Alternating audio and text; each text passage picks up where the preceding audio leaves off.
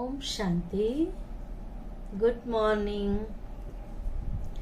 आज बाबा की 17/9/2021 की वाणी है।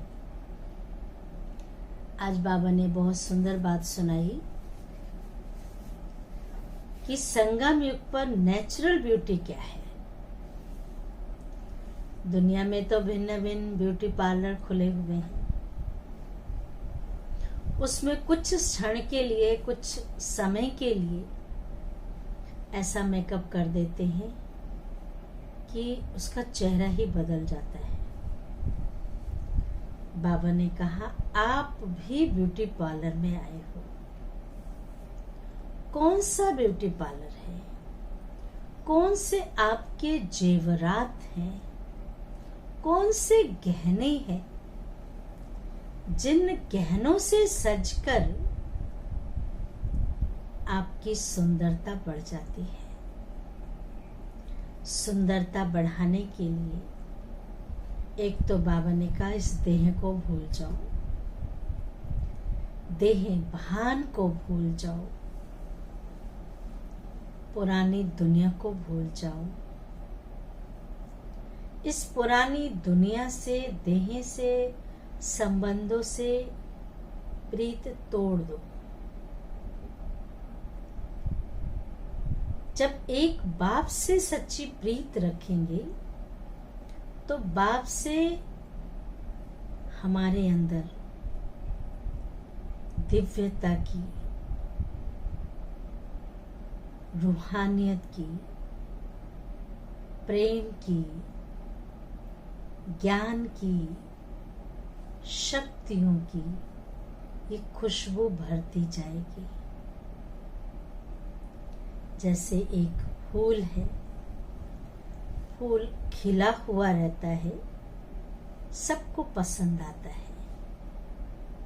बगीचे में आप जाएंगे, देखेंगे गुलाब का फूल बहुत सुंदर है, बहुत बड़ा है, खिला हुआ है, मुरझाए हुए पर नजर नहीं जाएगी।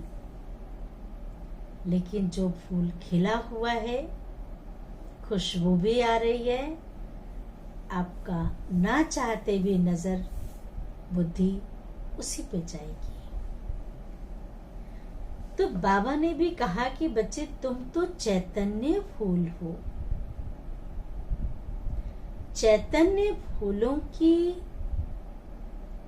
जो खुशबू है, जो चेहरा है,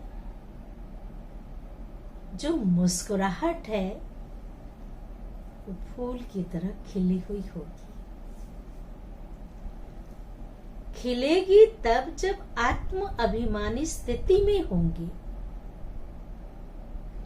अगर देह अभिमान आया, सारी खुशी गायब हो जाती है,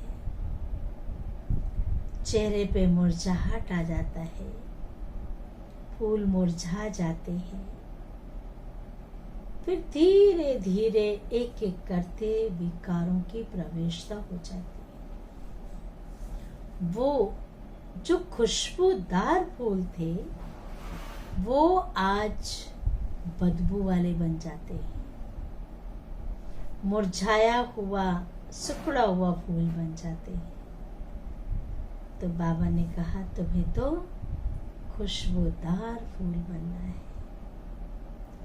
दूसरी बात, बाबा ने कहा ये दुनिया गंदी है, छी है, झूठी दुनिया है, इन सब से बुद्धि हटा दो और एक बाप को याद करो। याद करने के लिए कभी हम ये बहाना नहीं कर सकते कि वातावरण ऐसा था, वायुमंडल ऐसा था, स्थान ऐसा था, वहां के वाइब्रेशन अच्छे नहीं थे, इसलिए योग नहीं कर सके, इसलिए बाबा को याद नहीं कर सके। सोचने की बात है। जिससे बहुत प्यार हो वो कहीं भी रहकर याद कर सकता है। उसे वायुमंडल वातावरण की जरूरत नहीं है, उसे एकांत की भी जरूरत नहीं है। वो कहीं भी बैठकर चलते फिरते कार्य करते उसे याद कर सकता है। हम किसी का बहाना नहीं बना सकते। दुनिया तमो प्रधान है ना, तो तमो प्रधान दुनिया में शुद्ध वातावरण कैसे बन सकता है? वो आप जब पवित्रता के सागर से जुड़ते हैं, ज्ञान सागर से जुड़ते हैं, तो उसकी किरणें आएंगी ना, तो उसकी ताकत मिलेगी, उसकी वाइब्रेशन आएंगे। और इस तमोगुणी वातावरण में भी हम अपने आप को सतोगुणी बना सकते हैं। अपना वातावरण, समय, स्थान खुद ही क्रिएट कर सकते हैं। वातावरण तो दूषित है। हाथ की 5 उंगलियां हैं, 5 उंगलियां बराबर तो नहीं है ना, पर कोई किसी से कम भी नहीं है। लेकिन काम तो सबसे लेना होता है ना। हर एक की वैल्यू है अपनी अपनी। तो हम स्थान ना देखें, लेकिन अपनी स्थिति को देखें कि मैं बाबा को कितना समय याद करती हूँ, बाबा मेरे साथ कितना अटैच रहता है, मैं उसके साथ कितना अटैच रहती हूँ। बस ये देखना है। अगर बाप के सिवाय कहीं और बुद्धि अटैच है तो बाप से डिटैच हो जाते हैं। बातों से नहीं, दुनिया से नहीं, भगवान से, भगवान के घर से डिटैच हो जाते हैं, छोड़ देते हैं, चले जाते हैं। तो बाबा ने कहा याद करो। कल भी बाबा ने कहा था अपना मरजीवा जन्म याद करो। और आज भी बाबा ने कहा कि ज्ञान के सजे सजाए गुणों के जेवरों से आप सज रहे हो। ऐसा सजावट सतयुग में भी नहीं होगा। जो संगम युग पर बाबा हम बच्चों को जिन गुणों से, जिन रत्नों से, जिन जेवरों से सजा रहे हैं, ये कहीं और नहीं मिल सकता। इसलिए इस चीज का ध्यान रखेंगे। सार है मीठे बच्चे, इस देह भान से मर जाओ। इस देह भान से मैंपन, इससे मर जाओ। अर्थात इस पुरानी पतित देह से, इस पुरानी पतित देह से प्रीत तोड़ एक बाप से सच्ची प्रीत जोड़ो। प्रश्न है, संगम पर तुम बच्चों की नेचुरल ब्यूटी कौन सी है? संगम पर तुम बच्चों की नेचुरल ब्यूटी कौन सी है? जिसका बहुत सुंदर जवाब दिया बाबा ने। बाबा ने कहा ज्ञान के जेवरों से सदा सजे सजाए रहना।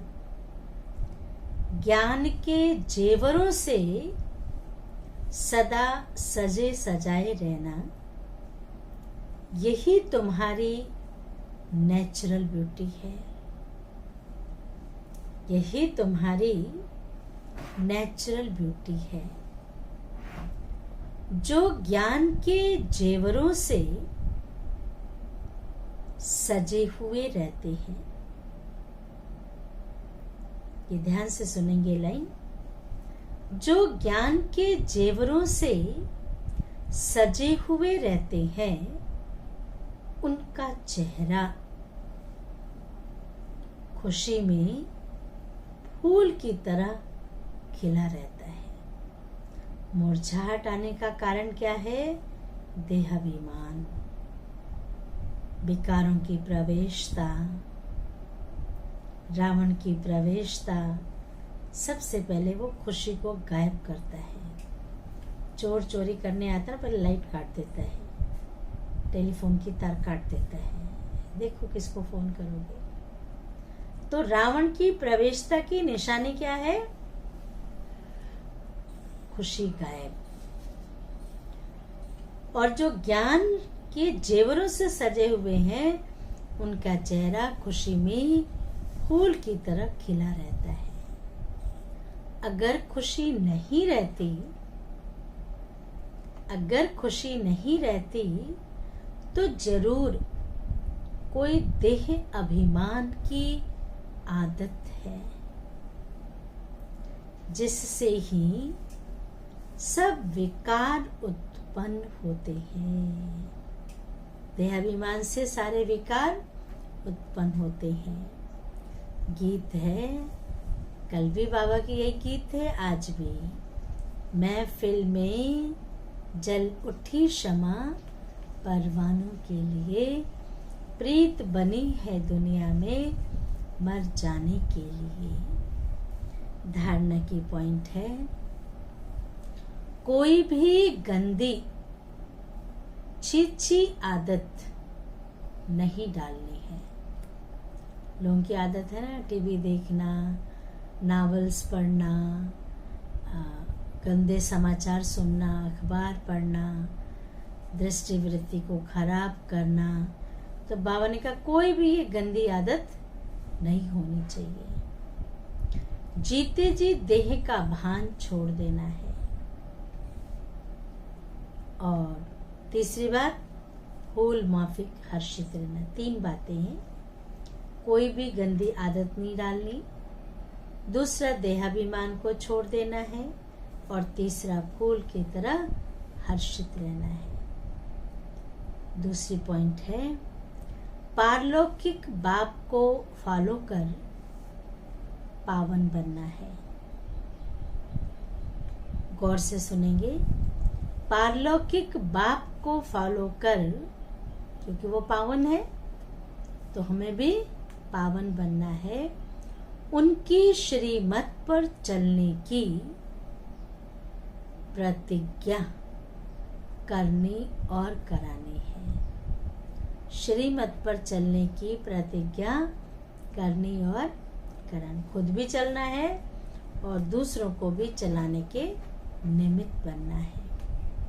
वरदान है, अपनी श्रेष्ठ वृत्ति द्वारा शुद्ध वायुमंडल बनाने वाले। अपनी श्रेष्ठ वृत्ति द्वारा शुद्ध वायुमंडल बनाने वाले सदा शक्तिशाली आत्मा भव। विस्तार है, जो सदा अपनी श्रेष्ठ वृत्ति में स्थित रहते हैं, वे किसी भी वायुमंडल वाइब्रेशन में डगमग नहीं हो सकते।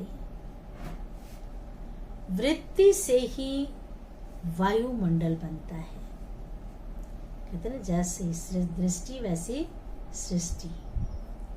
यदि आपकी वृत्ति श्रेष्ठ है तो वायुमंडल शुद्ध बन जाएगा, गलत वातावरण भी परिवर्तन हो जाएगा। कई वर्णन करते हैं, क्या करें, वायुमंडल ही ऐसा है। वायुमंडल के कारण मेरी वृत्ति चंचल हुई। ध्यान से सुनेंगे कि वायुमंडल ऐसा था। दोषी किसको बनाया? वायुमंडल के कारण मेरी वृत्ति चंचल हुई। आप दूसरे पे अधीन हैं क्या? आप मालिक हैं। आप अपने आप को बदलें, दूसरा आपको क्यों बदले? वृत्ति चंचल हुई तो उस समय शक्तिशाली आत्मा के बजाय कमजोर आत्मा बन जाते हैं। शक्तिशाली आत्मा के बजाय कमजोर आत्मा बन जाते हैं। लेकिन व्रत अर्थात प्रतिज्ञा, लेकिन प्रतिज्ञा की स्मृति से वृत्ति को श्रेष्ठ बना दो। क्या व्रत लिया है हमने? वृत्ति को श्रेष्ठ बना दो तो शक्तिशाली बन जाएंगे। स्लोगन है, गुणमूर्त बनकर सर्व को गुणमूर्त बनाना ही महादानी बनना है।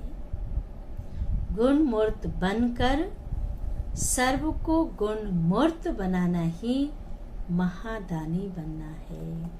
अच्छा, ओम शांति, ओम शांति, ओम शांति।